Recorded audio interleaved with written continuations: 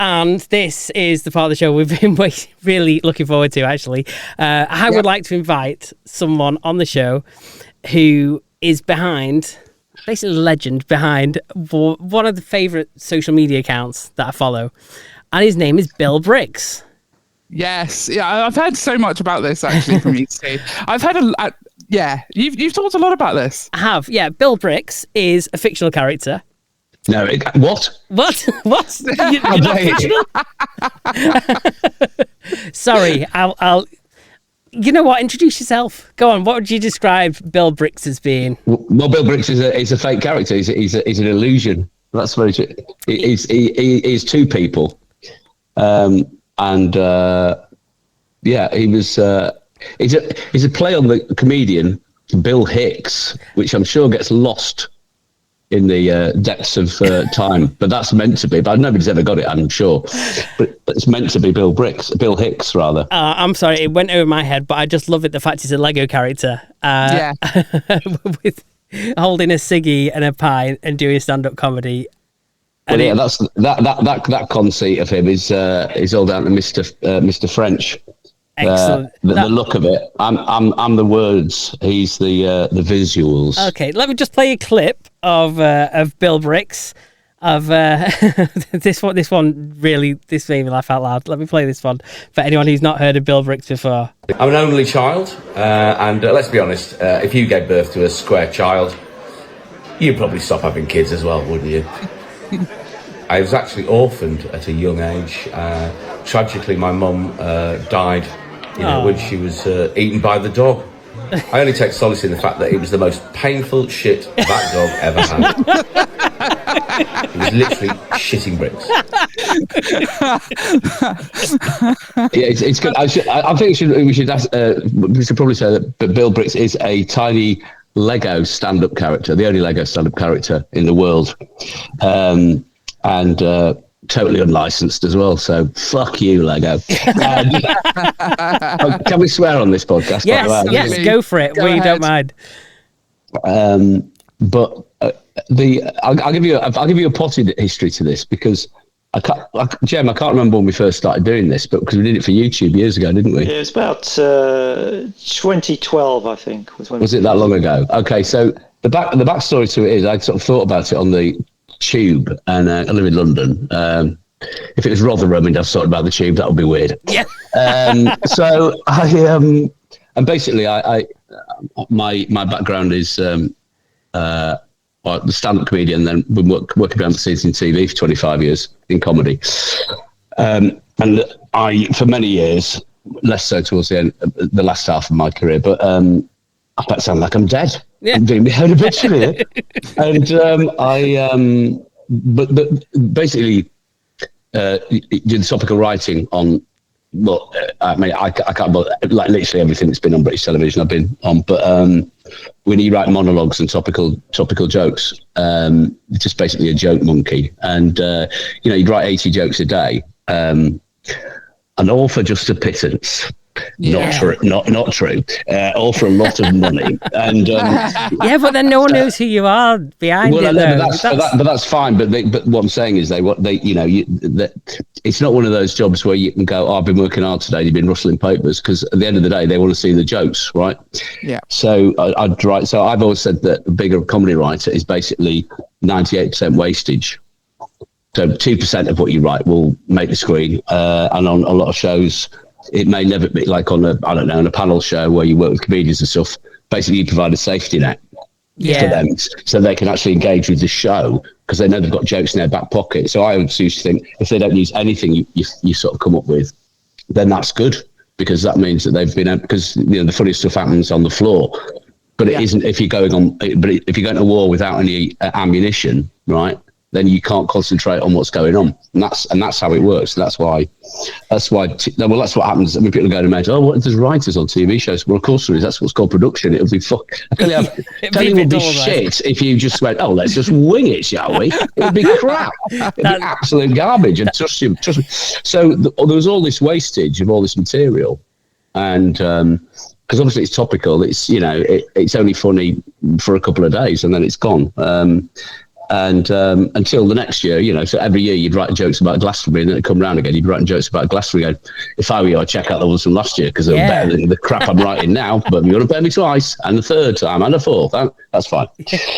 But and so it was a way of being able to get all this stuff going. How do we get it out there? And I just thought it'd be funny if we could do and I don't know why. I don't know why. I don't know why it's 2012. But my son, who's 20, nearly 21.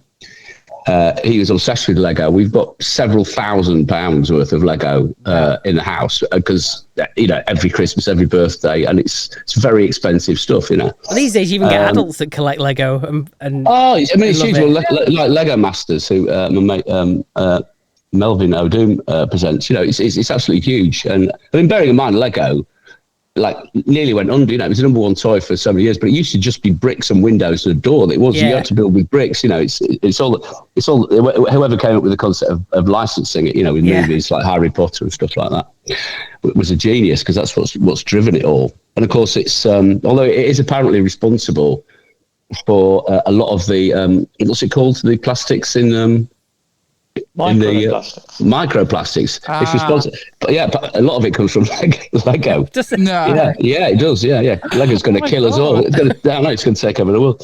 In fact, you'll have to remind me of this, Jem. I can't remember. But it's something like 5 a week. You consume something like 5 grams of microplastics, most of which is Lego. So you consume half a Lego character every week. You mean to tell me that stepping on a Lego is the least of my issues with Lego? Well, that is most definitely the most.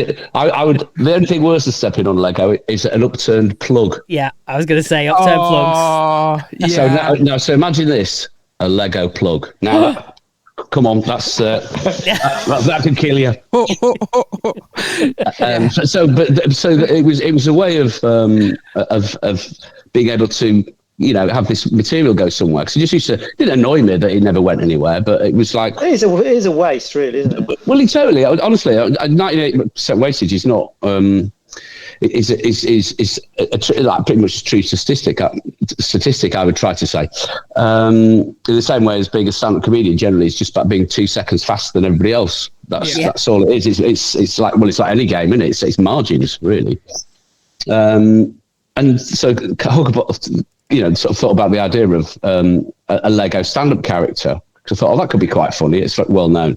But then the question was, when I spoke to Jem, who I've known for 40 years, Jem, more, something like that.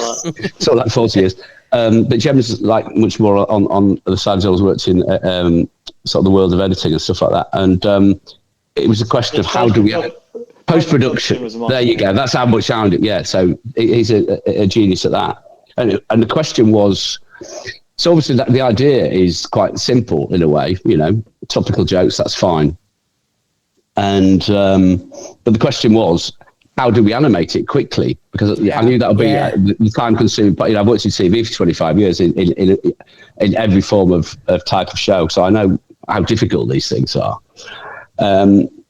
But the genius was, and I'm going to pass it over to Mr. French here, because he will tell you how we went. Because although it looks like there's a lot of animation and movement, it's a kind of a trick, isn't it, Jem? Not really a trick. It's just it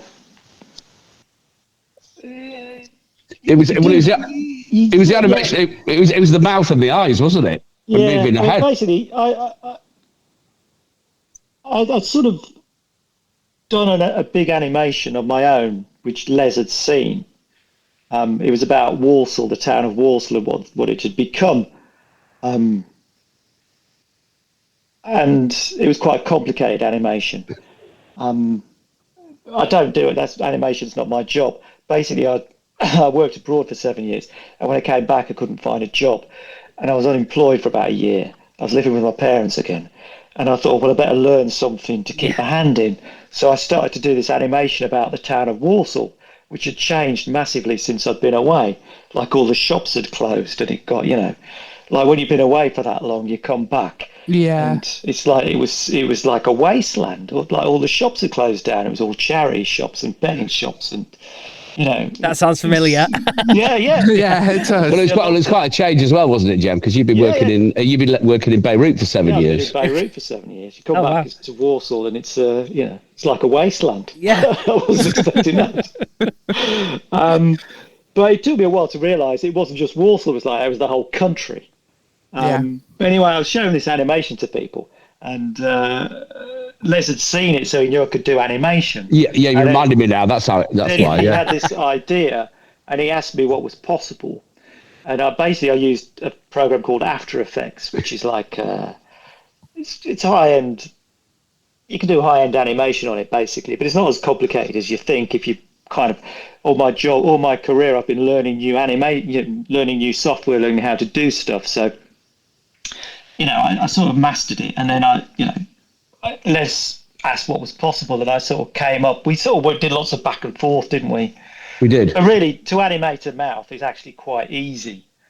It's not as hard as you think. It's just a plug-in, basically. Yeah, well, it's easy now, isn't it? Back in the old days, it would have been, moving a mouth might have not been so easy. It is faster now. It is easier now, true, but it does take a huge amount of time. And basically, you'd record something on a Friday, you'd give it to me on a Saturday morning, and I would spend 2 days animating it for 3.5 minutes. Ooh. Yeah. Les is lucky in that I'd got no life at the time, basically. And I was working full time at this point as well. I'd got a job in the meantime, and I was working 5 days a week. But he'd give it to me on but I had nothing to do at the weekends. So Saturday and Sunday I'd do Bill Briggs. We did about 12, I think. Yeah, so because we did it every week. Yeah, we put it out on YouTube at the time. So this is 12 years ago. And so as I say, like the mouth moving, so the software was such that basically whatever I said, the mouth would move. Yeah, with it. Nice. It wasn't back in the day. If you were back in Disney time, you were doing stop motion, basically like thousands of gels of moving it. So that was a big thing. And generally, if we just moved the head occasionally and the eyes blinked, it looked like it was being animated. But it's those little touches that sort of bring it to life. The blinks are one of the most important things, I think, because they really do bring it to life. Yeah, and he looks left, right, left, centre, and right as well. But it's still a pretty basic animation. It does take a very long time. But also, it's not just the animation; it's also what took half the time was to do not the photographs, but the montages of the pictures that sort of back up the comedy. Yeah. Like that clip of the dog shitting a Lego character out. I would just do a composite picture of a dog shitting out a Lego character. And that would take, maybe 10, 20 minutes to do. And there might be in the last one we did, because we've started it again. The last one, there were 50 photographs in it. Wow, what's the price? Was there? Yeah, we sort of learned at the because obviously it was coming out on social. So I started on social media. I think I started on TikTok 18 months ago, and Instagram about just over a year ago actually. Because as I was a former stand-up, but I've gone back to stand-up. Maybe 18 months ago, and doing it in a different way, because obviously I've been behind the scenes. I mean, I've written for everybody on British television. I know everybody. I was a stand-up from like 1990. I was a Hackney Empire New Act of the Year finalist in 1993, and wow. I don't know where the other people are. Ronnie Ancona, Ben Miller. I don't think they're very big these days, are they? Tim Vine. I think all these people have good business. No, these are the other people I was on with. And I've lost the train of thought here. But it was just a way of getting material out there, really, and doing it. But and using the pictures and everything, because obviously on topical shows, I used to do a show called the Friday Night Project and the Sunday Night Project. That was the first thing that Alan Carr did. Along with Justin Lee Collins, who's now... Justin Lee Collins was the big star on that. It was Alan's first gig. Justin Lee Collins somehow managed to... I've worked with quite a lot of people that are now in prison or have been done for sex offence. But he wasn't. I mean, that's no... Anyway, I can say he's a lovely man. But I've worked with a lot of... I've worked with everybody at British television, so I'm bound to pick up some of the bad ones. And but it was a way of, again, I was writing topical jokes and things like the picture. Sorry, the reason I talk about Friday Night Project, Sunday Night Project, we'd have celebrity guests in, and even on things like V. Graham Norton and stuff like Graham's monologue. Really, we'd use pictures as punchlines, because if you've got talent that's coming in and they can't deliver a joke, they just do a setup and the picture does the work. Well, that whole in America they do that with the late night shows. They do that, don't they? It's quite a common thing, I think. Yeah, to have a little photo, and you have your newsreader sitting in the middle. Then he's got a little TV window on the left or right hand side. So you were basically copying that, I guess. Yeah, that's something that's never really taken off here, is it? Like a late night TV show kind of. Not at all. We tried. We've tried it because I've worked on them all, but it's economies of scale. Well, in fact, the last version of it was was Tonightly on ITV, which replaced the news. So which was quite successful. But the problem is, like in America, those late night TV shows, right? The reason America doesn't, they don't have panel shows or anything like that. Right, because they can deliver the same kind of, because a panel show works like this. It doesn't matter what the subject matter is. It's an irrelevance, right? It's not about the subject matter. It's about the chemistry between the host and the two guests. Yeah. That's how they work. If you think of something like, Would I Lie to You, right? The first two series was actually Angus Dayton. It wasn't Rob Brydon. Right. Yeah. And then it's Lee Mack and David Mitchell, both of whom I know, but they didn't know each other. That was just by chance that sort of worked. As the alchemy of, because I remember doing the pilot of this thinking, this is just fucking call my bluff. Just what crap. I'll tell you one thing's guaranteed. I am a great. I can spot a dud a mile away. What you should do, if you want to follow me, like if anything I think is not going to work, right? You can guarantee it'll work. Like, because I did 10 years of Celebrity Juice, for instance. First part, this isn't going to work. Did the pilot with Brucey of Strictly Come Dancing. No, this isn't going to work. What do I know? Nothing. I was going to say with Celebrity Juice, how much of that is scripted then? Is it more than people would think? No. I mean, Lee. No, because Lee's a fucking genius, really. Yeah. I mean, like. Okay, so like any of these things, you need the secret to any show or any panel show is about setting something up that can deliver comedy, right? Yeah. Now, commissioners will be crapping to what's happened there. Who says I don't know what they're going to say, but what I've done is it's set up so anybody with comedy chops will have got something to play with. That's how you do it. Because if you deliver an item that's got a beginning, a middle, and an end, well, that's it. You can't add to that. Yeah, you can't add icing on the top because it's got a full stop. So what you have to do is rely on the talent that you've booked, and you're going, well, there's a reason why these people are there at the top of their game, and that you want to book them is because they're very good at what they do. Yeah. But you have to create the foundation that will deliver comedy, right? Yeah. So something like Celebrity Juice, yes, it was written, but then also somebody would be on his earpiece and everything. And he looks. I remember going to really. With Celebrity Juice, very early doors, like, well, it wasn't my suggestion, but was that, we need we had 2 regular team captains in Holly and Fern. Yeah.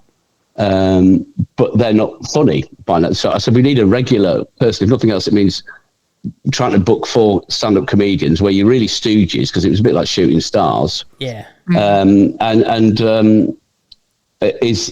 We need a regular, so originally we had Rufus Hound and everything, but at least it's one less to book. And really, it was Rufus that was trying to keep the order of it and the housekeeping, as we would call it, because Lee would just go off he wouldn't know what there was going on half the time. but that was fine, because that wasn't, that wasn't what he was good at. But that's a very anti way of doing it, because the host normally is there to keep everything going wrong. Like Angus Deaton, for instance, when he did, when Angus did. Have I Got News for You? When he used to host that before, again, he started sleeping with prostitutes and taking drugs, which was, I mean, what he did now wouldn't even cause a blip, I wouldn't have thought. But he on the auto cue, he would have, depending on sort of the intonation of each bit, a different colour. Normally, auto cue is just like black against it's just white text on black, right? Yeah. But he would have different colours for different delivery styles on it. That's of methodical he was with when he did. I don't think I'd be able to keep up with what colour you switch, to be honest. No. Well, no, he did. So he did that, and I know that I'll give you an autocue trick that with people reading autocue is they think, what if it's going too fast? Yeah, the autocue is operated by somebody. They go to your speed. So if you get faster as you're talking, then the autocue will start getting faster. You'll start talking faster, and get faster. That's like that. Whereas if you speak slowly, the words aren't going to start suddenly going past. Yeah, He's operating it, but people panic, and that's what happens, right? But so all shows, I mean, all panel shows have got that.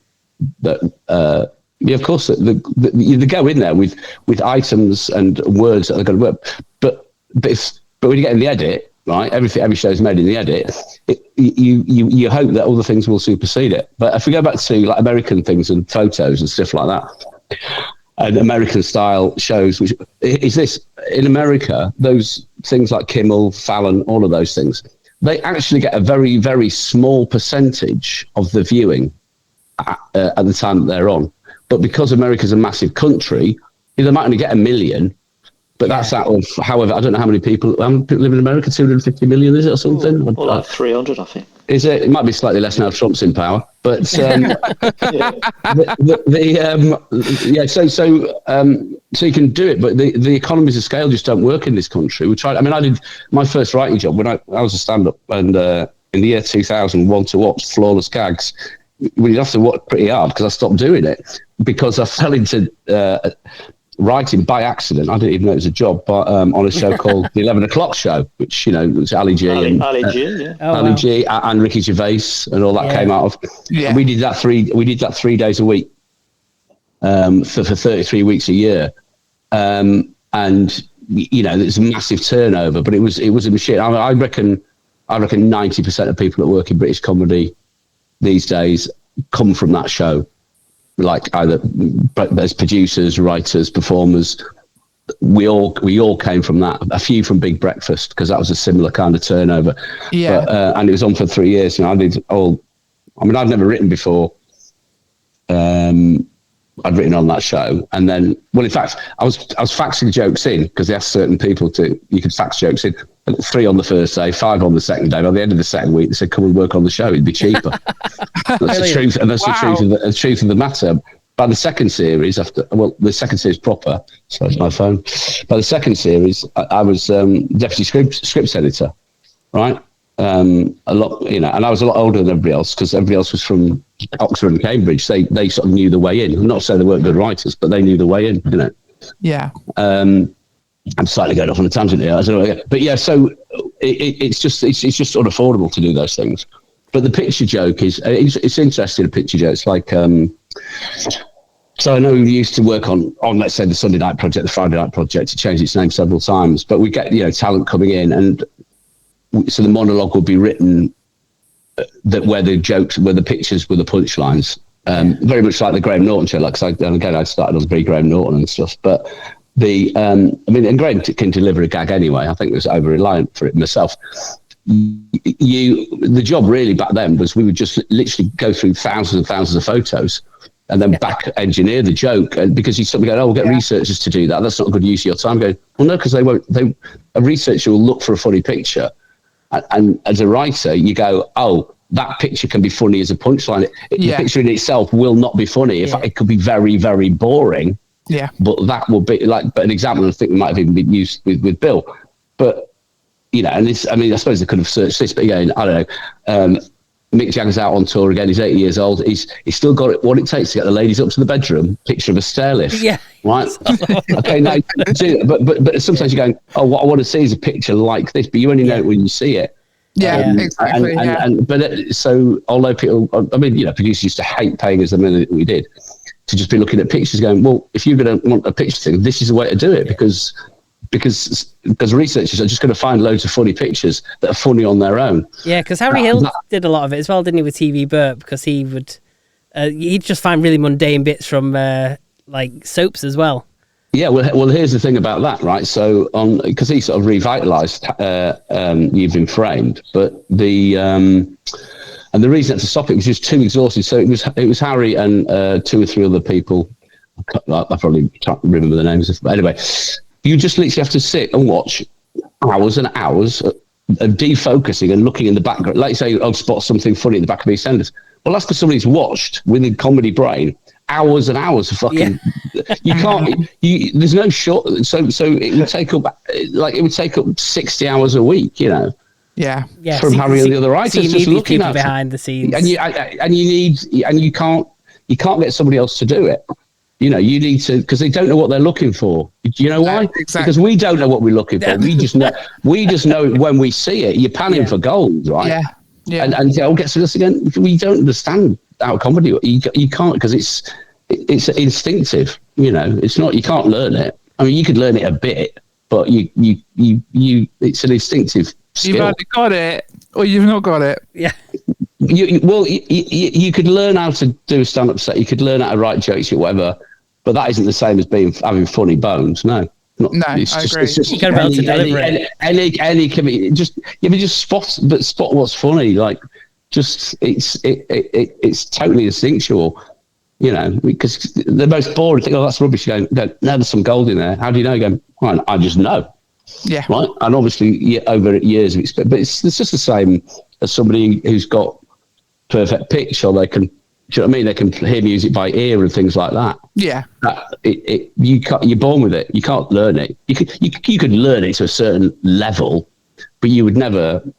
You can't go any. You couldn't get any further than that, because you need to. It's instinctive, and it's because it's spotting. It's spotting nuance. It's spotting those little things, because, and it's about being observant, really, and always look. You know, and it's a trick. I think Jerry Seinfeld said as well, but not that I'm saying I'm Jerry Seinfeld, but in my whole life, all the time, I am looking for a fucking joke everywhere I go. In every exchange I have with every human being, permanently, it's always going, is that a bit? Yeah. Yeah. Is that a bit? Like, well, even me just coming off straight there again with the flies. I haven't been preparing that. I'm just literally going, oh, that's fucking annoying. That's funny. But it's that. See, I it think obviously just comes very naturally to you. You're not even just a funny guy. Well, it always. Well, yeah, but for me, like, stand-up is just like going to a party, isn't it? You don't know anybody, and you make them laugh. You haven't got any of that. What's called the kitchen sink comic, which is people that are funny in their gang and their group, but you've all got you've all got common histories, and you know the people, and so people doing something out of character, and that can be funny. That's not the same as walking on stage when nobody knows who you are or anything, and they go, "Make me laugh, joke monkey," you know. Yeah. It's not the same. It's not the same. No. And you know, but then comedy comes in millions of forms. You know, I mean, it's not. That's just stand up and everything. As you know, animation. There's a million ways. And we're going back to Bill Bricks. Yes. With it, I come up with, you know, I call, you know, the papers for stuff and everything. And sometimes with Bill, because when we first started Bill, Jem, the jokes were very Lego, weren't they? They were more Lego-centric, certainly the first couple. We tried to, but then realised that it's a finite resource. So now things have gone through. If there's a story, then again, sometimes it's just, you know, him delivering funny jokes. But if we can get something in there that's from his perspective, because he's quite grumpy and moody. Yeah. You know, and like I say, it was Jem that added the cigarette and the beer and all of that. It wasn't too hard to come up with that concept, to be honest. Well, no, he might have had, you know, a more. I don't know. It could have made him. He might have been Swedish, for instance. Let's put it that way, because that's Lego, and that would have put it a completely different kind of character. I mean, the beauty of it being a Lego character is, if you want to find a Lego character doing anything, you can find a photograph on the internet, like, for instance, of a Lego character having a shit. You could probably find somebody's already done it for you. Do you know what I mean? Oh, yes. Yeah. So, yeah. So, like the specialist websites. There's one where Les made a joke about photocopying his arse at the Christmas party. And lo and behold, I found a photograph of a Lego character photographing his arse. You know what I mean? It's just out there. Brilliant. You'd be surprised what's out there. I remember seeing Yeah. one of the jokes about knees, and I never actually thought. We don't have come to knees. that quite a lot. We come to that joke quite a I bit. that picture about 4 times. Yeah, but I think one of the funniest, because we do Cut your knees up. yeah, we do. Yeah, we do a month. Yeah, we cut your knees up. But we do a monthly variety show. So which is Because it got resurrected. So basically, we did about 12, didn't we? And Yeah. then it was just too much work. And then it went to bed. Then we did a clip show, and then we did a New Year special. And then it went, we didn't touch it for over 10 years, I think. And then, you started to do this variety show. Oh, that's why we started doing it again, isn't it? Yeah, fucking hell, I've completely forgotten that. Yeah. And so this variety show, so it's got jugglers, we've got magicians and stuff. And I don't do my normal stand-up. And I've got a performing partner who's a street performer called Gareth Jones, who is amazing. You should actually talk really about the way television's died. Well, yeah, television is dead. Yeah, yeah, that's a good point. So we created this show. Dead now. So what we created is, because I did 6 series of the Palladium, and I did the last sort of TV I did was the Royal Variety Show at the Albert Hall, because I'm good mates with Bradley Walsh, and we made this big thing, and I went, how do we create a show like this but on a smaller scale, but with comedy in all its form, but not stand-up? But in fact, the only thing that is like stand-up is Bill Bricks, but we do it as a topical thing. And so everything in the show is 10 minutes long. We play stupid games. It's like an ITV show on a. It is, yeah. So but by accident, I created a thing that's little bits, and it's got a running order, and sometimes we pull items. I just accidentally made a TV show that isn't going to go on TV because I don't want it to, but it has that same. Do you think that TV shows are commissioning less comedy because they are so stuck on having the live viewing figures? There's no money. There's just no money in it. There's just no money in it. There's no money in it. No, there's no money in it. No, I mean, if it's simple logistics. When I first started in TV, actually, Channel 5 had just started because I used to be on TV. I did a show called Five's Company. Me, Esther McVeigh, who's now in the Tory party government. Esther, yeah, Nick Knowles. Oh yeah, Roger. Yeah, so it's called Five's Company. It's based on the Joe thing. It was an afternoon TV show. I used to do topical comedy on it, and on the afternoon to a bunch of pensioners. So it used to go very well, but anyway, there's 5 channels, and now there's the same amount of money out there, but it's spread across a million different ways. I mean, social media is very, very targeted advertising, right? Yeah, it's and you got all of this, and then you've got business models BBC obviously is self-funded, but ITV, Channel 4 and Channel 5 advertiser-based models, right?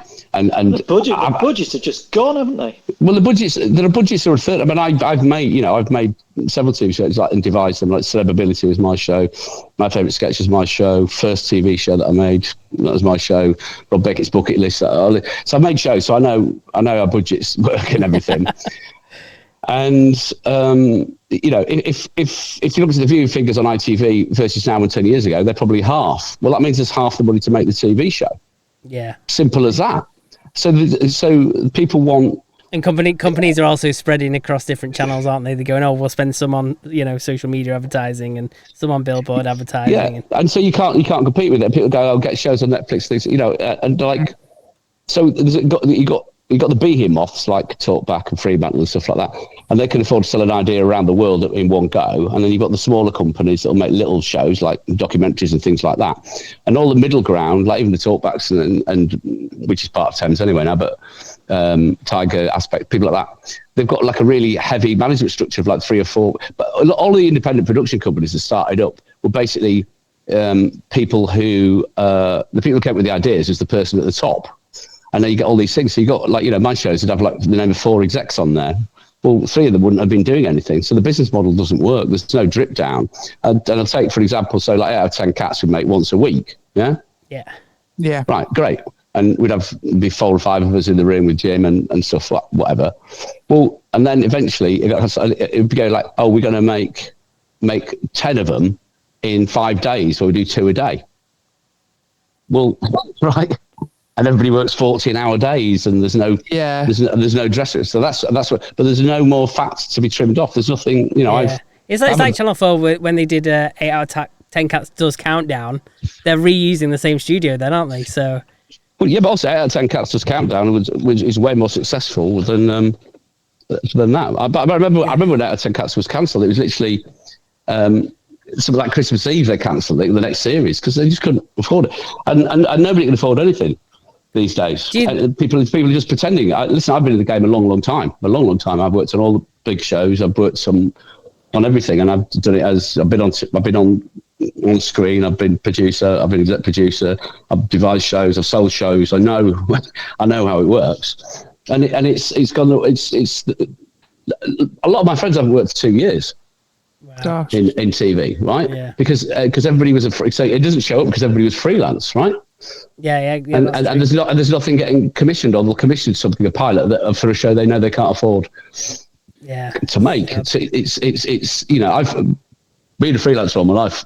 One of the things you've got to be is you've got to be ahead of the curve all the time. Yeah, I saw it coming a long time ago, and really COVID just hastened the demise. And people go, well, there's all this stuff on Netflix and stuff like that. Well, the truth is that out in the States, people haven't worked out there for 2 years either. It's just that there's such a drip feed coming through. All the companies are, that were funded by, like Warner Bros. Will do it because it's about owning content. All the BBC stuff used to be on Netflix, and now they started their own thing with ITV. I think Disney, you're getting to the point as well. Disney Channel, Disney didn't say they did. There's no creating content, but a lot of it is created, and then people are at work again. But now because there's that many subscriptions and things, people are just going around cancelling them, going, I can't afford a dozen subscriptions. But as a business model, at least you know where you stand. With advertising, you never do, because with advertising, it's a finite commodity. Now, if you put a commercial, let's say a commercial for a young, trendy designer brand, and somebody puts all the spots in Coronation Street, well, you don't pick up the right amount of ratings because it's a housewife FMCG products thing, right? So you never even know what you're going to be able to deliver until the end of the year. If I've got subscription, people moan about the BBC, the BBC TV license. Well, it's the best value for money going. There's people pay £80-900 a year up for their Sky. That's £1,200 a year.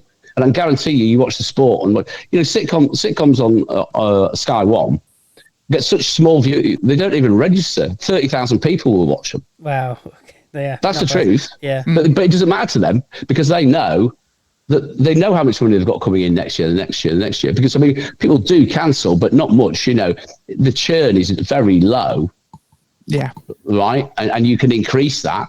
You can't start increasing the price because in advertising, it's, commercial TV anyway, it's basically used to be called impacts, which is basically how many eyeballs have seen it, Yeah.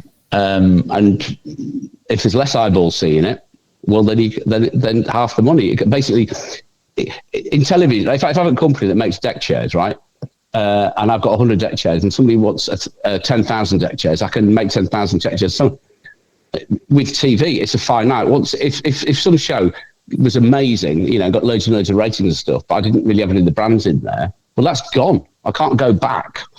I can't suddenly start making more, airtime. And there's a finite amount of it. But it's interesting, isn't it? It was always going to be the way. Our people didn't realise, no adverts on YouTube, and then all of a sudden it starts. Well, as soon as they've crushed the main channels that are doing linear TV, then they start introducing it, which is blatantly obvious they're going to do that. And then they go, tell you what, you can have this thing now. It's not free. Just have to pay a bit more. But you have to pay more money, and that's the same with if you're going to try and sell anything on social media or an app, if it's a quiz type thing, you give it away for free, and then you charge for the add-ons. If you even just charge 99p, people won't pay it. You have to give it out for free. Like Fortnite, the computer game. Yeah, that was free, and there was all the add-ons. That's how you do it, because you've got that. That's how you develop a brand. Yeah. It's not funny any of this, is it? It's quite informative. Hey, we don't mind. It's really interesting. Actually, I feel I've been in the game a long time, so it's and I think that's the truth of the matter. So where do you? I don't think TV's coming, but linear TV's dead. It's gone the way of the mining. Yeah. As something I know well, because I was brought up in a mining village, so I went through the strikes and everything. So it's gone. It's dead. And anybody who thinks it's going to, I'll tell you what, the reason, I mean, I'd say it's a year last November, that's the time I made TV. But I remember like pitching things and getting things away, but like for peanuts. So it meant if you'd spent 2 weeks extra in the edit, that's all your profit was gone. You might be covering your costs, but that's it. Yeah. But you know, what was happening was going, I remember at the beginning of last year, something like Channel 5 said, oh, bearing in mind the whole of the previous year, they were going, oh, wait till next year. They got to the beginning, yeah, we're looking at 26 now. What, in January? Right? Yeah, keep pushing it back to because and that's and I don't think that's I think that's true of lots of businesses. You know, I know lots of my friends work in different areas in IT or whatever, and it's all these. Oh yeah, we'll definitely do that, and then they go, oh, let's go push it to next year. So now it's not on your balance sheet for this year. This is very boring, but this is listen, it's called show business. Show easy, business hard. Yeah. Right. But usually things that get pushed back usually end up getting cancelled. Well, they had to get cancelled. So everybody's pretending everything's okay, and it's just not the case. And in TV, the other thing that's happening in TV, and I know Young Media, who made big quiz shows, was that commissioners were used to be, you do a TV show, it's going well halfway through, the commission it for the next year or another series following halfway through the next year or whatever. What was happening is they weren't saying anything until the last minute. Oh, yeah, we do want it back. Can we have it in 3 months' time? Well, you cannot run a company like that because all companies that go under for one very simple reason: it's cash flow. You can't project. You cannot run a business like that. There's no point going. I don't know. There's no point going. Oh, that was a successful year. I made £100,000 last year. Okay, yeah, but every single week I didn't know that I had money coming in. It was a whole stress for the whole fucking year.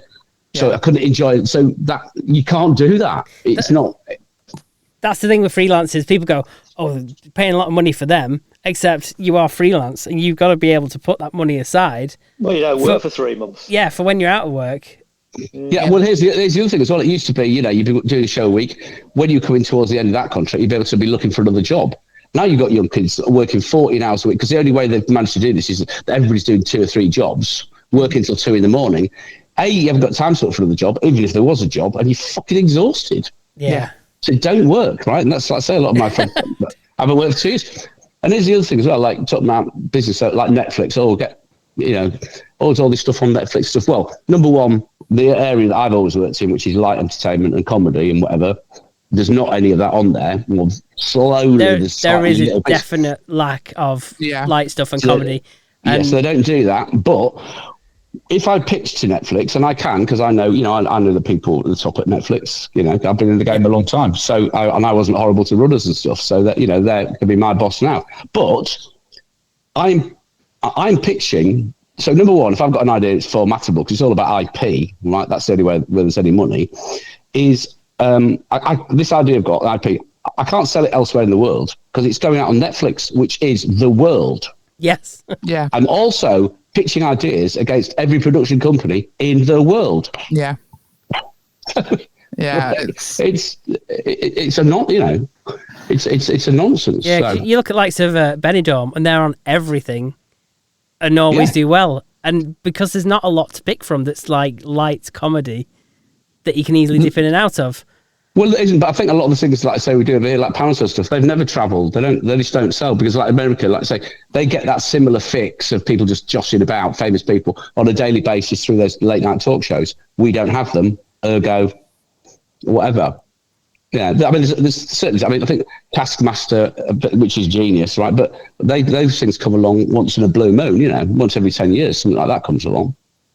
It's so things like sitcoms, very expensive to make a sitcom, and sketch shows, which I love. I did sketch show, yeah. Well, I did a TV series called My Favourite Sketch, which was basically Desert Island Discs for sketches, but I made it that we had to show the full sketch, which has got huge implications. So not a clip show, and the kicker on it was, the kicker was that they reenacted their favourite sketch. So Sally Phillips hosted it, and so the guest and her would we shot it, would remake their favourite sketch, right? Oh wow, okay. Yeah. So, because I'm massive, I have a feeling I might have seen it, but I can't remember. It's on UK. Yeah, so it's called My Favorite Sketch. Johnny Vegas, Jason Manford, Jessica Hines. I can't remember. Paul Whitehouse, Bob Mortimer.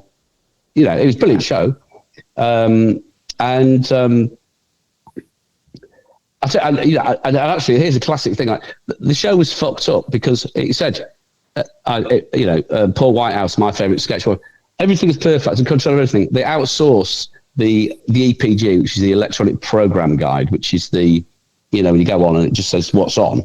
Yeah, outsource it. So some mortgage, they outsource it. And they thought, no, just put my favourite sketch. They chopped the names off everybody. So nobody knew there was different shows. I had another show that I worked on called Judgment Day, which is Big Brother in an hour. Funniest pilot I've ever made. Really, really funny. We put it out the day, a guy called Nigel Lithgow, I can't remember his name right now. Anyway, it doesn't matter. He's taken over ITV. I'm only reminded this because I've got the Alcatraz match on at Wimbledon. The first show went out, and it was called Black Thursday because the viewing figure because it was the first time they had the roof on. Had the roof at Wimbledon, and it was Tim Henman in the semi-final, and it overran till 10 o'clock. And so the viewing figures for the show, and in a fit of pique of like the head of the UITV, I think About a Boy might have been, there was some big Nick Hornby thing on as well with Hugh Grant. Yeah. And he cancelled everything that had been on that night. Oh no.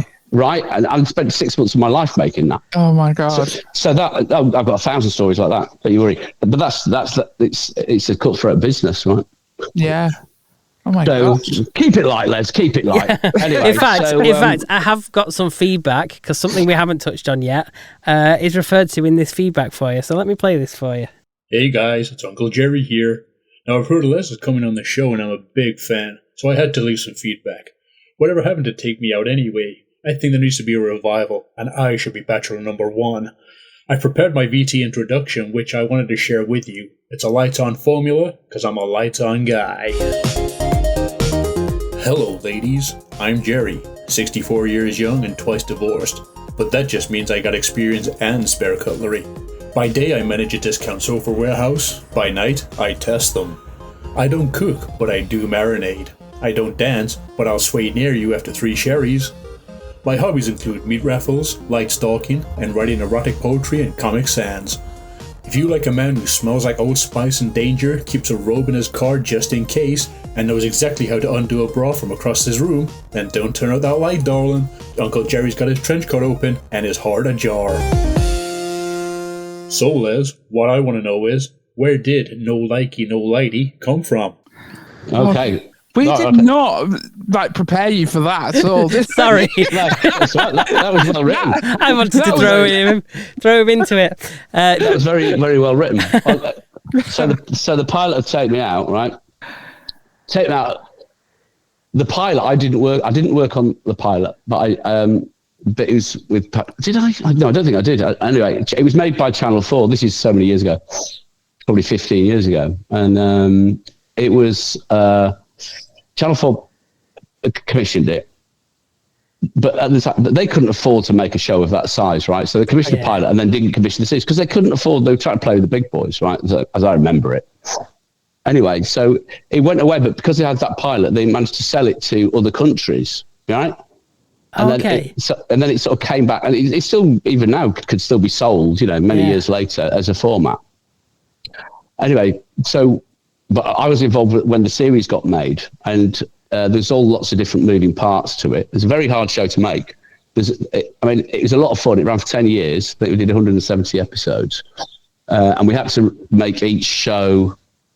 If you imagine, there's 30 women, right, like a hen do, plus all the extra women that had to go in. And it wasn't like, when one person goes out, we just put another person in. If somebody blonde with a northern accent ever went, we might replace like for like. So we had a big bench, right? The squad. Yeah. And we had to keep everybody together. So we had to do it every single day. Wow. Right. So the guys were in one hotel, the hen party's in another, because we couldn't let them get out. Because it'd be fucking carnage. The first series we did in Manchester in Granada Studios. And it was on its uppers then. I'll tell you how I know. The R was missing from Granada, so it was Granada. Okay. It'd fallen off. Okay. It was sad times when they took that sign down off that building. And then we went to Maidstone. Again, this was like near when things were going wrong, because the BBC studios weren't there, ITV studio. For the first 18 years of my working career, I only ever worked in town at the BBC studio or ITV. None of these studios outside of town. Anyway, so and then we'd have a third hotel for when the guys won and all of this stuff. And the corridor where all the makeup girls were and everything, we used to have to be repainted every series because there's so much fucking fake tan on the walls. No shit. We also used to have a walkway. It was really weird. The production offices were nowhere near the building. So we had to, and it was constantly raining in Maidstone, constantly raining whenever we made the TV series, right? And it was a very hard show to make. And with so many moving parts, and also in order to remember who everybody was, we had to do it on a daily basis. They were like 14-hour days. At one point, the ed said, "Can you make 2 a day?" He went, "Impossible." It was, rehearse with the guys without the girls, all that stuff. Anyway, during rehearsals for the first episode, we probably did I can't remember. You used to do a thing called Show Zero, which was basically you'd record it and do it all, but it was a pilot. Right, you wouldn't actually go out, because you wanted to test everything, right? Because it guaranteed. Because I've done loads of. Well, look me up on IMDb, but I can't remember what I've done. But anyway, it's a moot point. And so we're on the floor, and Paddy's just coming out. We're just running the lines, and we've got all these podiums with the lights going out and everything. And so Paddy's doing that, going, all right, so let's say this is the first time. So Paddy was just going around banging the lights off of different podiums, right? Nobody else in the studio. And I'm just on the floor, because I was used to sort of write and produce on the floor, because that's old school. Because all light entertainment shows, Shiny Floor Telly, was always produced on the floor, because it was like, you ran it like a live show. It's a flat-on show with 4 peds. Do you know what I mean? There's nothing to cut to. Yeah, there's nothing. It's like, that's why, like a sitcom. It's flat on, like a stage show. Yeah. And I just happened to be on the floor, and whenever I wrote anything for Paddy, I'd read it out loud, because if he said Ollie, it would come out Holly. If he said Holly, it would come out Ollie. Yeah. So I knew it. So it's a thing that a lot of writers don't do, is they don't verbalise the words. You go, that's impossible to say. It looks good on paper. And anyway, so I used to read the scripts before the commissioners and stuff for a show in his voice to give it the flavour. Yeah. and I literally, he's banging the lights off, and I went, "Pad, say no likey, no lighty." That was it. That was how much effort went into that. That much effort, right? And if I'm at a party or anything, and I'm going, "What have you done?" "Oh, yeah, I work with Jem every year. It's all right, my family sitcom. I've done nothing. I came up with no like, Maureen, come over here. Come on. This is the bloke that came up with no likey. Look, my daughter gets people from university. Yeah. Oh, putting so on the phone. Yes, I'm the person that came up with that phrase. Yes. and it's in the Urban Dictionary. Funny you should mention Urban Dictionary, because we have got that as a feature later on. Oh, God. Anyway, so that was the history of Take Me Out, but it was very difficult. I'll tell you, an interesting thing about it was, I'll tell you what, the makeup did a brilliant job on that show. Oh, really? Hair and makeup. We only ever had one girl that fell down the stairs, because those girls could not walk in those high heels. It was like watching baby Tyrannosaurus Rex clomping around. Not the most practical set, really. Not at all. No. One girl once slipped down, at which point it revealed that she wasn't wearing any knickers. So there you go. Oh, wow. But here's the thing: is you have all these guys that were like, Billy Big Bollocks and stuff like that, and we do the rehearsals, and we go, look. I mean, we couldn't prep them for this, but whatever. And they're all, big egos and stuff like that. I mean, that's the show, right? It was. I mean, it wouldn't, even towards its last 2 or 3 years, you wouldn't commission a show like that at that time, but it's still going the same way as Celebrity Juice ran for 15 years, 14 years, but the last 5 years going, well, it would never get commissioned now, whatever. Yeah. But that's over the time. But the guys who do it, they go we take them to the top to come down the love lift, Yeah. And we used to write millions of lines for that, going, "Oh, is that the smell of success? Oh, no, it's his aftershave. I can smell it from here." That kind of thing. We had tens of thousands of those shows. But when they came down there, and we'd done all rehearsals, and this is the special skill they're going to show off and everything, and they're all super confident. But you've got to understand, the first time they see an audience, all they get is when they come out of that fucking lift. Yeah, right? Just thrown in there. And you're thrown in the lines then. And to see some of the guys up like that, and if all the light, or loads of lights going, boop, boop, boop, boop. You just saw them getting smaller and smaller and smaller and lose all confidence. We every single night before the show we'd do a dress because we'd have new girls coming in and stuff like that, and we'd do it, and they get somebody to go in the lift just to come down like for a run through. Yeah. I've got a lot of confidence. I never did it once because I fucking knew what it was like. Even but you do it? No, I'm not doing it. No. No thanks. Yeah, it was. But it was a very good show, and it was. But again, the commissioners at the time they didn't like the show. They thought it was a bit. They thought it was like a bit beneath them. Okay, do you know on ITV on it's like the ITV and BBC are very different audiences. ITV is very working class. Yeah, BBC is very middle class. I know that because I'm a middle class person from a working class background. You know, my family wouldn't even start. ITV is where they start. BBC don't go there. But like my father-in-law, teachers and stuff like that, they would never go to ITV. Although he does do very good drama, you know, things like Prime Suspect was ITV, oh, yeah. Cracker was ITV, but they just don't go near there. Yeah, I never knew, because what you made it sound like is they did a pilot here, then another country did it, and then they went, "Oh, that's a good idea." But which show is this you're talking about? Take Me Out. Is that what you said? Oh, Take Me Out. No, we did it here first. Okay. And then it didn't get picked because Channel 4 couldn't afford to make it, as I remember it. Okay. And then, but the show itself was made in other countries and then came back to us. Yeah.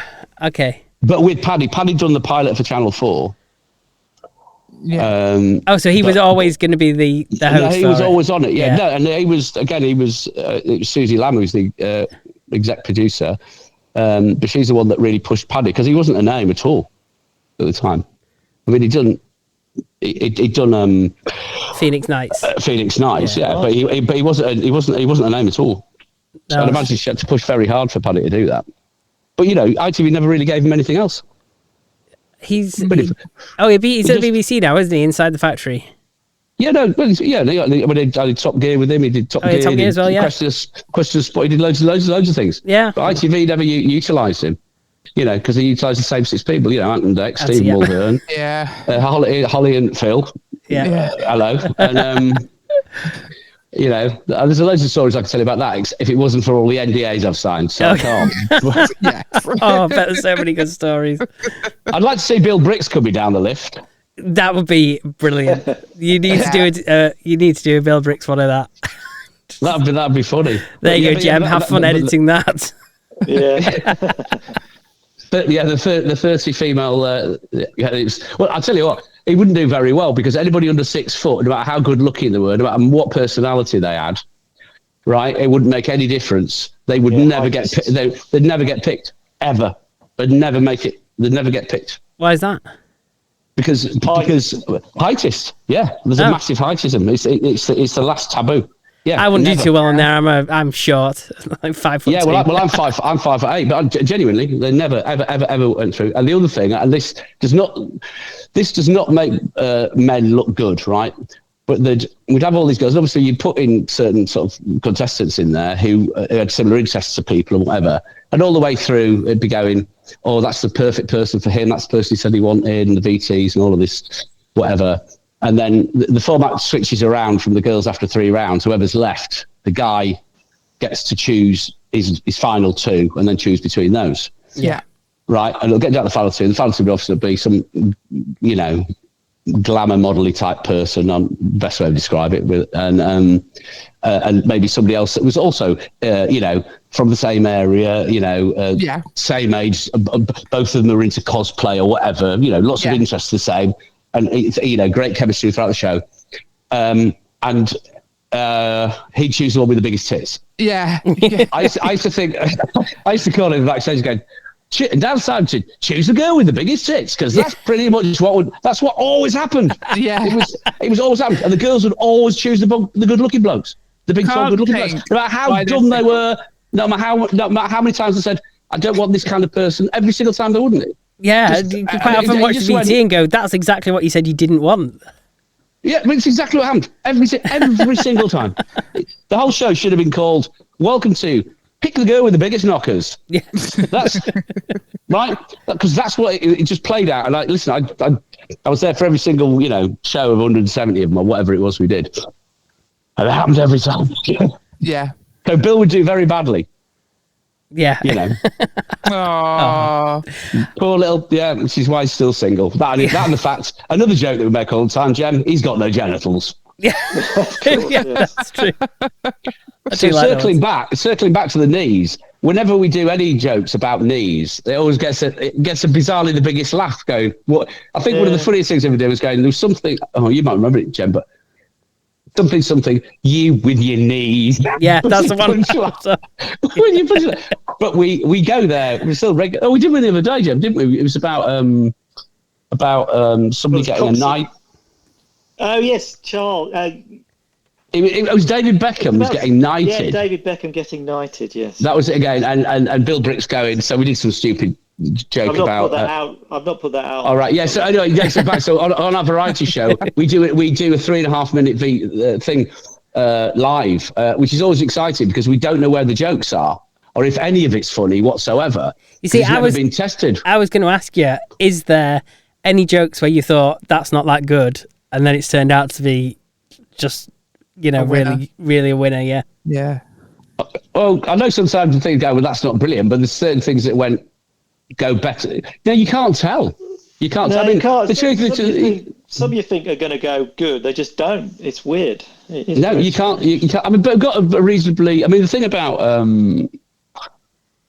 working in TV comedy for many years is that, like I'm doing my first hour for 30 years at Edinburgh this year, I've tested most things maybe once, and some of it's been tested out on social media. But the stuff you write when it goes out on TV has to work first time. Yeah. So you become very good at knowing what's good. Yeah. So what a stand-up might do normally, where you're working a bit of material in, and it takes 4 or 5 times of the first time there's just nothing in it or whatever.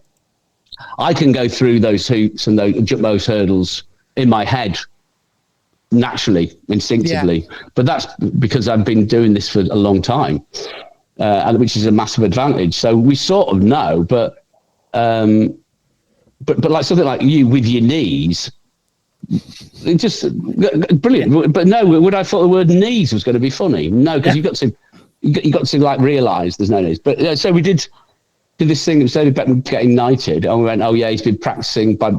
Romeo's been picking up Victoria and tapping David on each shoulder, like she was the sword kind of thing. So it's just she's thin, he's whatever. And then Bill goes, I'll never get knighted. I can't get down on one knee.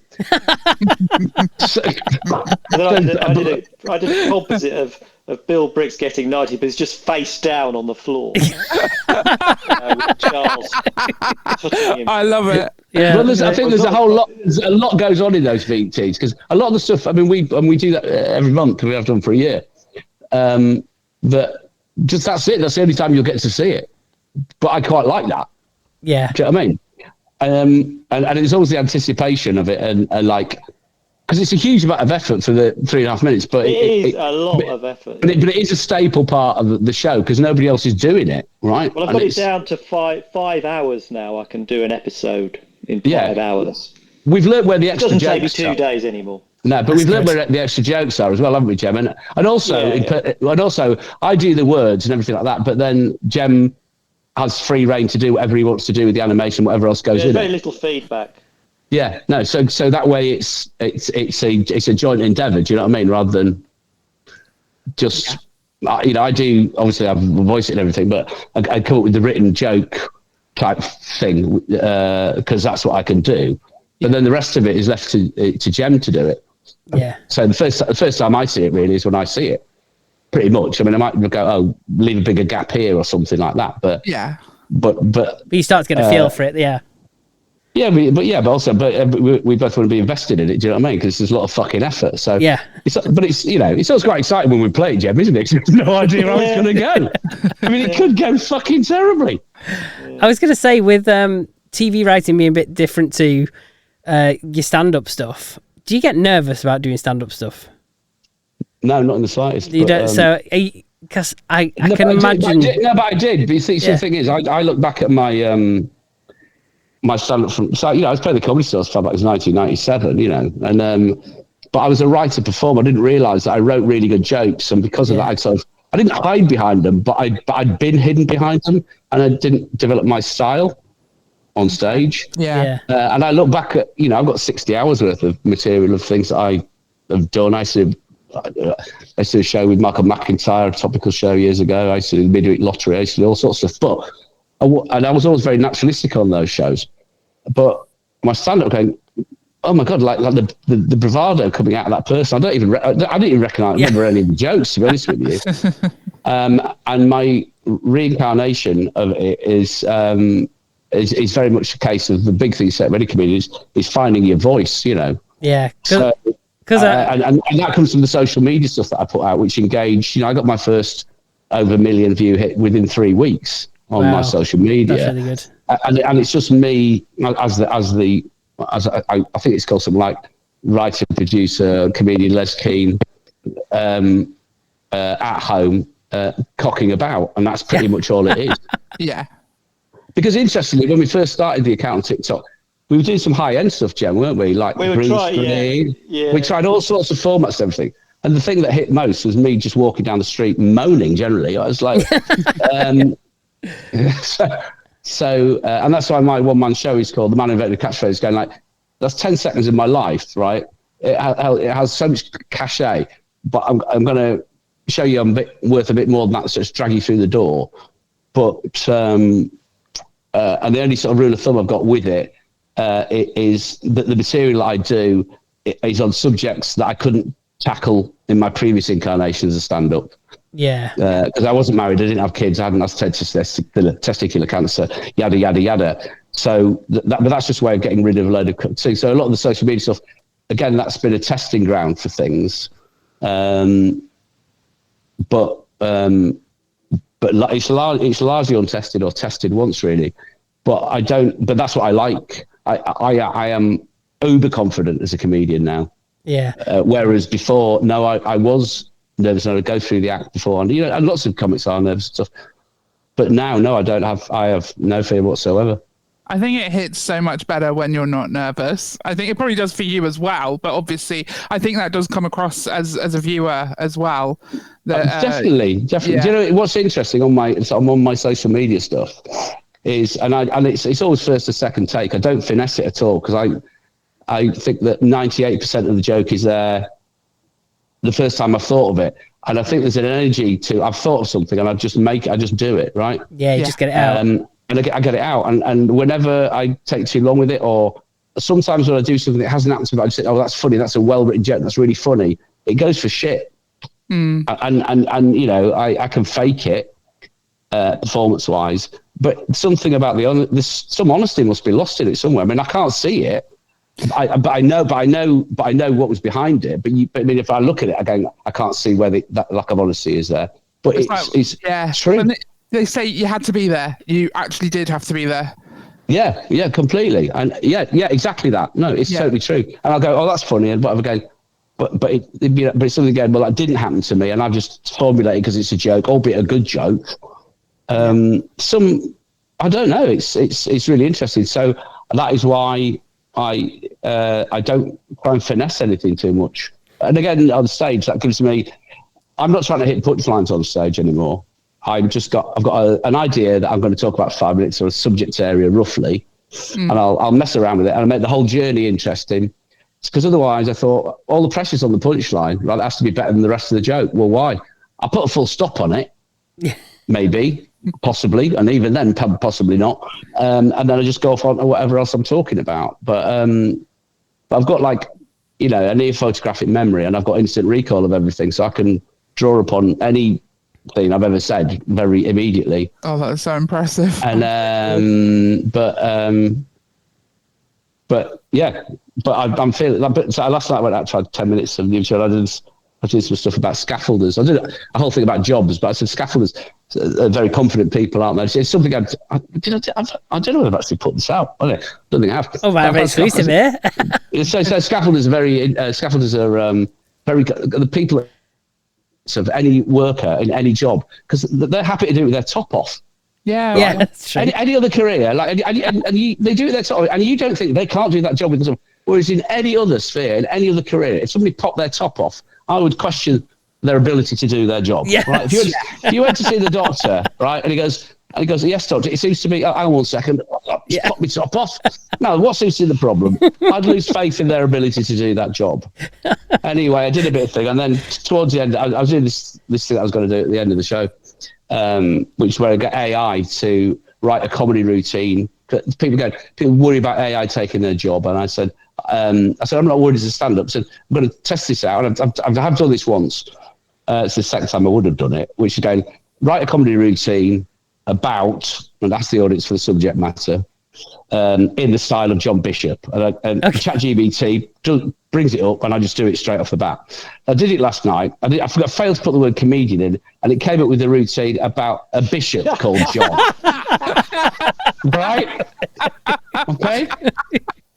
Right. On the subject dish, and it was going about the fisher of men and all this. I said, no, I think it's still John Bishop.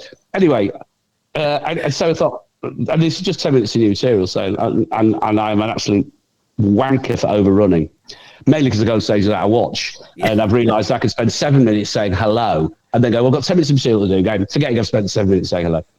Anyway, so that wasn't working, so I just took my top off. I went, good night, and I walked off, and the compere went, what? You haven't been watching? He just heard me saying good night. Then walked in and he said, fucking hell, why have you not got a top on? So if you ask if I get nervous, no, I don't. That's good. Oh, if you're ever performing near me, I'm definitely going to come and watch you. Where are you based, by the way? I'm in Skelmersdale near Wigan. I'm way down in Plymouth. Oh, yeah, God, that's a long way, isn't it? Yes. So how do you know each other? The internet. We've known each other for about 20 years now, haven't we, Steve? Yeah, the internet. Yeah, I heard The of internet it. invented 20 years ago. Yeah, just exactly. Not connecting on the dark web. Yeah. I've still never been on the dark web. I'm not sure. Oh, my cat wants feeding. Yeah. So, but as I say, so that's what my woman. So going back to no likey, no lighty. But it is because here's a little test for you. This is going to start on my show, right? So I'll give it going away, but because I'd like to be known a bit more just the man who came with no likey, no lighty, you know. But yeah, I don't say my obituary to say no breathy, no livy, right? On my tombstone. And because it does happen, and here's a little test for you. Right? I don't want you to, and I'm not a psychic here. I'm going to say somebody's name to the pair of you, right? And I want you to just think of the first thing you think of when I mention their name. I'll better just because this is generational. How old are you? I'm about to turn 40 this year. Turn 40. Okay, you might 37. Okay, I'm 60, right? So you might get this. Anyway, I might have changed it and use a different target. But if I just I want you to, I'm going to mention somebody's name. You just remember the first thing you think of, right? Michael Hutchence. Right now, was the first thing you thought of is well-documented relationship with Kylie Minogue? No. Was it his huge success in the international rock band In Excess? No. Was it the fact that he killed himself dangling off the back of a door in an auto asphyxiation accident? Right? Yeah, because that's the first thing. All right, I'll try another one. P. Diddy. What's the first thing you think of? Is it his music career? Is it his... No. All right. It's all that baby oil, yeah. It's the baby oil, you're right, yes. Yeah. So that's how the show's going to start. I'm just going to try and prove, but I quite like the idea of putting it into people's minds of, you know, it's the old thing, you shag one sheep. That's Gary the sheep shagger. You shag one sheep. Yeah. I'd like to be known for a bit more.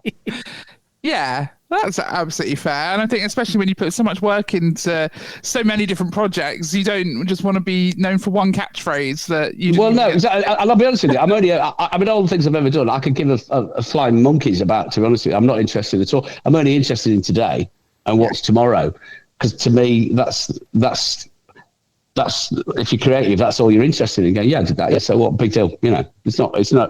So it holds no interest to me at all. So the fact that the 10 seconds is held up, but I've learned to embrace it. But only in the past couple of years, you know, I went, well, okay, I suppose it's quite cool. You know, there's more men have been on the moon than of catchphrases. Because I tell you what, I have been asked to write catchphrases for shows 1,000 times, and it's impossible. It's just organic, you know. Yeah. They just don't happen. You know, you go back to Bruce Forsyth. Nice to see you. To see you nice. Yeah. Because like is a catchphrase that's a call and response catchphrase. You see, it's not just said. It's not like well, you're too young, aren't you? But bullseye. It's not like there's nothing for this. Get me two in the bed. Blah blah blah blah blah. Or you are the weakest link. Goodbye. That's not a call response thing. I would argue it's not really a catchphrase. Really, there's nothing zappy about it. But well, even nice to see you nice. All you've done is reverse the sentence. Yeah. But he did have an action with it. He did sort of the thinker pose as well. He did, yeah. Oh yeah. So,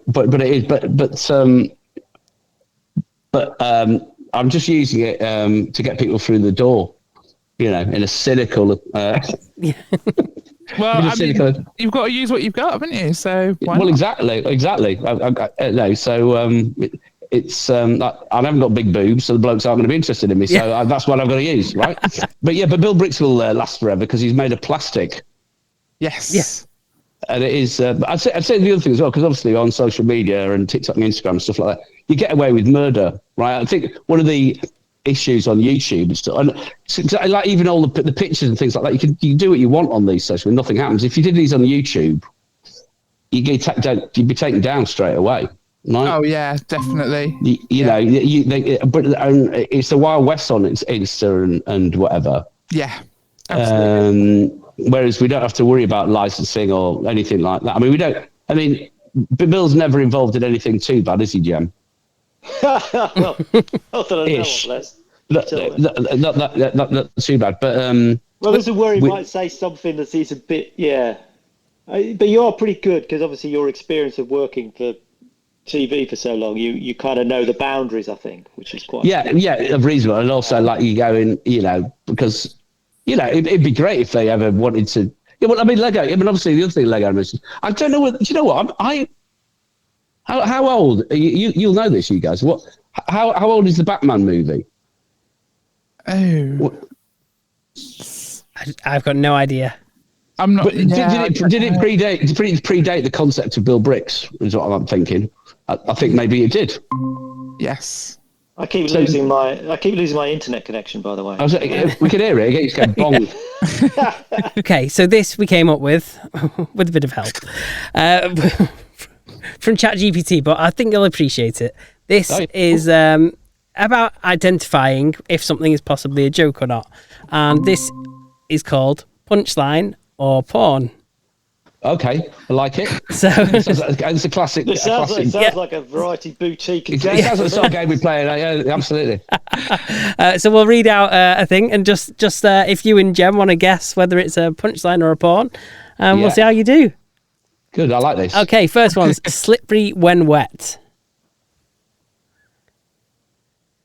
I'm going for punchline. No, that's a porn title. It's a porn, unfortunately, yeah. But I feel like this is a punchline somewhere, isn't it? Definitely. I could probably work backwards from that, yeah. Yeah. Okay, round number 2. I said no pickles. What do you reckon, Jem? Yeah, I don't really know because I just got kicked off again. So That's all right. Round 2. That's all right. Round number 2. I said no pickles. Is it a porn or is it a punchline? Well, it could be an old joke that is based around the dog Pickles who found the what was it, the missing World Cup. Remember, it went and got stolen. Yeah. The dog called Pickles. I don't remember that. Well, you won't because you're not as old as me, with the mind of a 90-year-old. I said no pickles. That sounds like a punchline joke. What do you think, Jem? Yeah, it sounds like a punchline to me. Yeah, well done. Yeah, that's correct. Punchline. Do we get the joke though? I'd love to give you the joke, but all I've got on my prep is a joke about a disastrous date at McDonald's, and that's all it says. Well, it's right. I'm going to look this up later. Please do. Please. I'll tell you what. Rule number 1 on my stand-up comedy workshop that I've just started is know the beginning of your joke. Yeah. Yeah. Yeah. Well, we didn't think we'd have time to go all the way through the jokes with you. Oh no, So- that's good. How about Grandma's Got a Gush? Oh god, if it is a porn That thing, sounds like a porn to me. but if it is, oh my god, it probably is a porn thing, isn't it? Really sick one. Oh my god, who's into still horses for courses, isn't it? It's real, unfortunately. Is it a joke or a porn? Is it It's a porn porn. movie, yeah? It's a porn. Oh my goodness me! Oh gosh. Okay, how about custard diplomacy? Custard diplomacy. Yes. Oh, custard diplomacy. Custard diplomacy. I don't ever think of diplomacy ever being used in a porn film, to be honest with you. Well, But custard though is fighting against the word obviously, custard. yes, but What? Well, like there's somebody from the custard marketing board, custard marketing board, right? Who's the chief diplomacy expert on that for Ambrosia. I'm going to go with porn. no, I'm going to go with catchphrase. It is a punchline. Or punchline, Is it? Sorry, yeah. Yes. Custard yeah. diplomacy. So I was Let's right. go. That's intriguing. I don't know how they've managed to work that in. So I'm writing that down. apparently it's a joke from about a pudding-based foreplay gone wrong. Custard diplomacy. Yeah, but even but I love something that's got. I love words. And, they're both incongruous, aren't they? Yeah. Custard diplomacy. Unless it's some sort of dispute within the various layers of the trifle. Yeah. Like, got some sort of Palestine kind of sort of issue going on here. Anyway, Yeah. How about this one? The Vicar's new extension. well, I'm going with punchline there.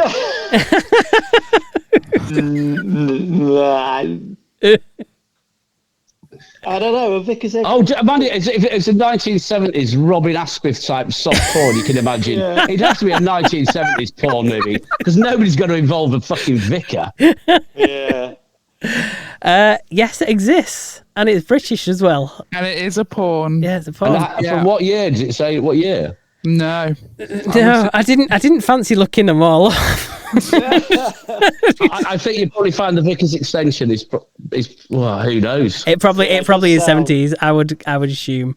Yeah. I'd imagine it's Carry on. fairly, that kind of Confessions of a Window Cleaner kind of style. Yeah, when people have pubes, basically. Yeah. I'll tell you something. Well, I was probably, do you want to know the Mull of Kintyre rule on television? Go What's on. that? So if you look at a map of Scotland on the left hand side of the coast, on the west coast, as some of us call it, or the left hand side, as I call it, there's the Isle of Mull. Maybe it's the other side anyway, but there's the Isle of Mull, and it's a peninsula that comes out and it sort of droops. And the rule is you can show a penis on British television, but if it is more erect than the vicinity of the Isle of Mull, you cannot show it. It's called the Mull of Kintyre rule. I love that. That's great. absolutely brilliant. Oh dear. Okay, round 6. Yeah. Two men, one mop, and a dream. Right, that's porn because that's based. Yeah, I'm going with. It's not like three men in a boat, is it? I'm gonna go. Not porn. It is a punchline. Yeah, Is it? so I've got them all right. Apparently so far. so. Yeah. What was it? Two men. One Two mop and a men, dream. One mop and a dream. Yeah, Sounds so it's like a punchline. TV Wow. program. Yes. Hey, all right, get this. Home cleaning. Right. And he said, two men, one mop. And I forgot the last part of the joke, ladies and gentlemen. Thank you. And a dream. And a dream. And a dream. And a dream. And a dream. I tell you what, it's not a fucking killer punchline, is it? It's like a punch paragraph. Yeah. Yeah, it is. Yeah. A Okay. new form of joke, a punch paragraph. Yeah. I've got one more for you then. Okay. Yeah. Colonel Sanders' secret sauce. Is it a punchline or a porn? That's a porn. Colonel Sanders' secret sauce. Oh, right. Okay. It's so set up to sound like a punchline, isn't it? But obviously, I'm going to point out the fact that this could be either or, that is the format of the game. So that's no help. Is it? I'll let you. I'll let you know on this one. I think it's a porn movie. It's actually both. Yeah. Oh, That was a sneaky one, Steve. I like it. I like it. It starts as a joke about greasy fingers and ends up on an adult DVD shelf next to Game of Bones. Oh, Game of Bones. Ah, yes. I love it. One of my favorites is Shaving Ryan's Private. Yeah. I tell you what, I can go full circle here at 80 minutes 27. I remember a joke that we were all in back in the day, back in 1988. And it was, I don't know why this ended up being the punchline, but it was to do with Boy George and Guy Ritchie or something, and some porn movie. And our punchline was lick cock and two smoking bollocks. That I remember. That's a great title. That is brilliant. Yeah, it was called lick cock and two smoking bollocks. Can't remember the context. The context was something along that, but it was just as that movie had come out. Brilliant. So Brilliant. Well, I'd like to say thank you very much, both of you, for joining us. Pleasure. It's been absolutely fantastic, and we've learned so much. And I wish we could carry on talking to you. To be honest, it's been amazing. yeah, I'll probably just, if I do, I'll just let more cats out of the bag, and I'll be fucking have litigation on me. Well, thank you ever so much, and take care. You too. Thank you.